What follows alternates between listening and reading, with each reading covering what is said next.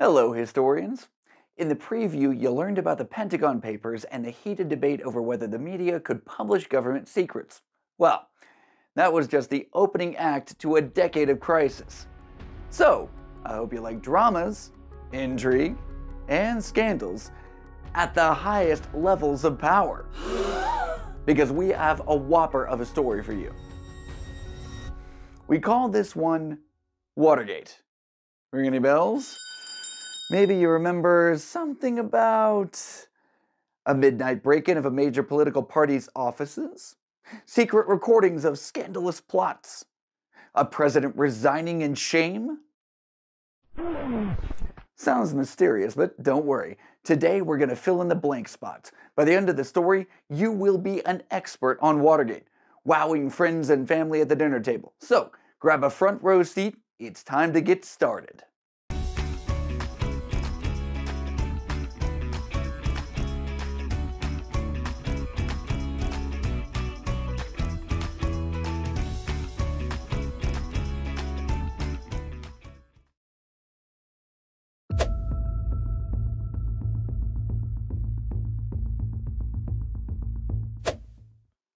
In this section, we're going to define Watergate.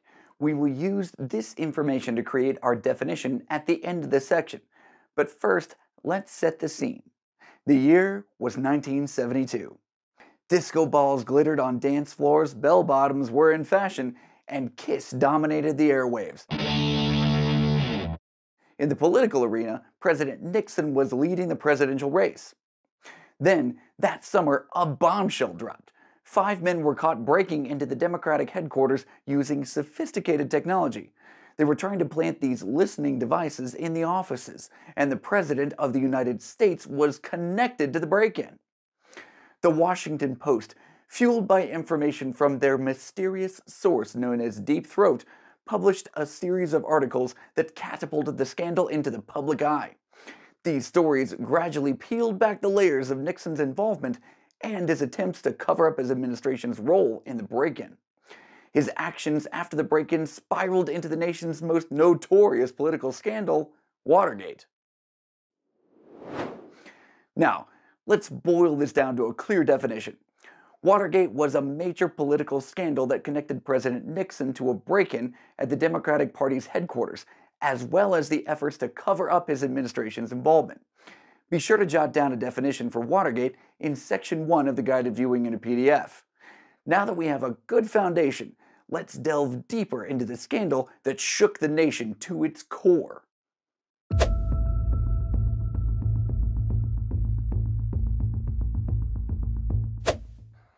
In this section, we'll explain the way presidential power was abused during the Watergate scandal. We'll use fictional headlines that represent factual events to reflect the way the media helped reveal these abuses.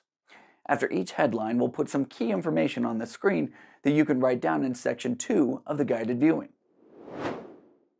So let's... Breaking news! I guess the first headline is in. Let's get started. Break-in of Democratic headquarters paid for with campaign money. Okay, so you've heard of the burglary. But did you know that the reports coming in point to a major abuse of power?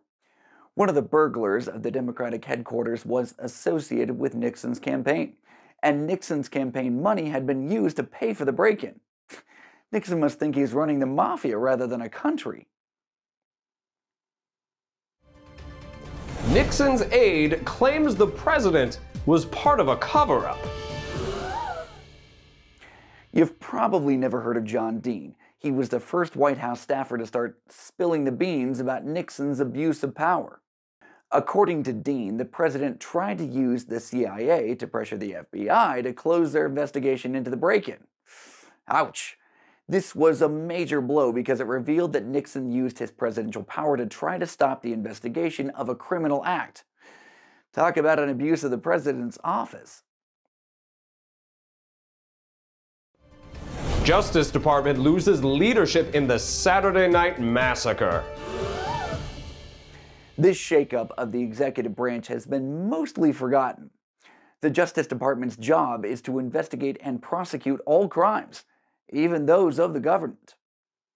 So Americans in 1973 were astonished to hear that Nixon ordered his Attorney General to fire the special prosecutor investigating the Watergate scandal. Nixon was trying to use the department like his personal attorney and private eye, one that he could hire and fire at will. And this abuse of power was too much. Congress started the impeachment process soon after the country learned about the Saturday Night Massacre. White House tapes are the smoking gun prosecutors have been looking for. This headline should ring a bell. The White House tapes were Nixon's secret recordings of almost every conversation he had in the White House. By the summer of 1974, he was forced to hand over those secret recordings. The tapes revealed that the burglary was part of the president's spy and intimidation campaign against his political opponents. He didn't just try to cover up Watergate, he had directly used his power as president to create a criminal network, much like a mafia boss. Many people felt these abuses threatened American democracy. Shortly after the tapes were released, Nixon resigned and his vice president, Gerald Ford, assumed office. But the scandal had one final act. What would happen to Nixon now that he wasn't president? Many people felt that he should go to jail with the rest of the conspirators because no one is above the law. But others felt he should be pardoned because a trial and possible imprisonment of a former president would do irreversible damage to American democracy. So what should have happened to Nixon? Which reason seems to make most sense to you?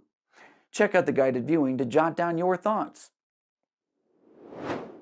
A month after Nixon resigned, the scandal came to a dramatic close when President Ford pardoned him, settling the issue. But the nation's wounds would take years to heal.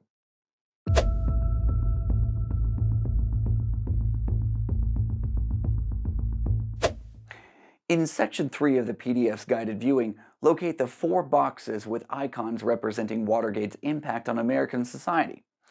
Pause the video when an icon appears and note the key points in the corresponding PDF box. Let's finish this.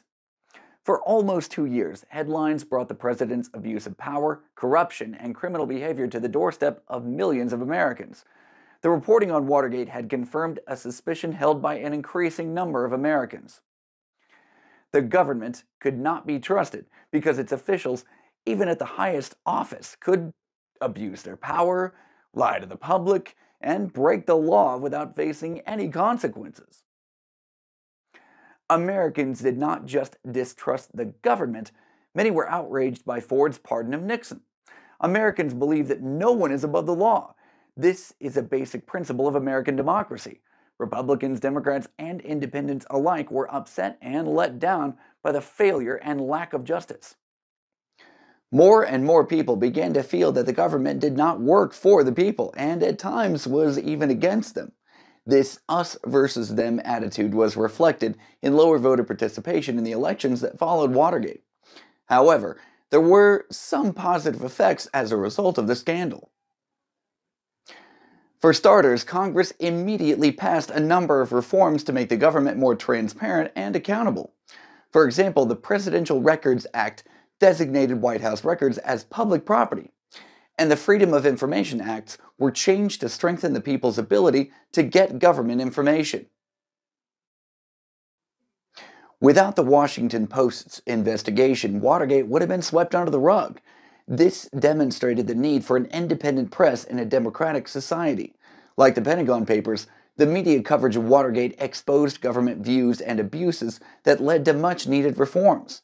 Afterward, many in the press dedicated more resources to investigating government abuses and corruption. The media once again became a kind of watchdog, which was what many of the framers had intended with the inclusion of a free press in the First Amendment to the Constitution.